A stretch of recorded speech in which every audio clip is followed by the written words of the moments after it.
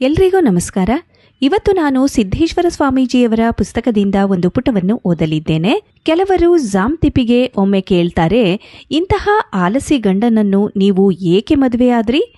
ಅವರಿಗೆ ನಿಮ್ಮ ಮನೆಯ ಮೇಲೆ ಒಂದಿಷ್ಟು ಕಾಳಜಿನೇ ಇಲ್ಲ ಅಂತ ಕೇಳ್ತಾರೆ.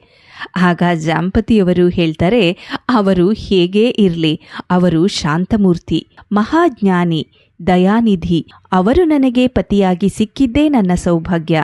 ಸುಮ್ಮನೆ ಪ್ರಪಂಚದ ತಾಪ ತಾಳಲಾರದೆ ಒಂದಿಷ್ಟು ಜಗಳ ಮಾಡುತ್ತಾರಷ್ಟೇ ಎಂದು ಅವರು ಹೇಳ್ತಾರೆ. ಆಗ ಅವರಿಬ್ಬರಲ್ಲಿ ಹೇಗಾದರೂ ಮಾಡಿ ವಿರಸ ಹುಟ್ಟಿಸಬೇಕೆಂದಿದ್ದ ಜನ ಜಾಮ್ತಿಪಿಯ ಮಾತನ್ನು ಕೇಳಿ ಸುಮ್ಮನೆ ಮೌನವಾಗಿ ಹೋಗ್ತಾರೆ.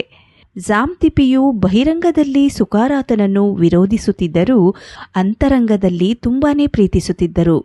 ಏಕೆಂದರೆ ಸುಕಾರಾತನ ನಡೆ ನುಡಿ ಅಷ್ಟು ಮಧುರವಾಗಿತ್ತು.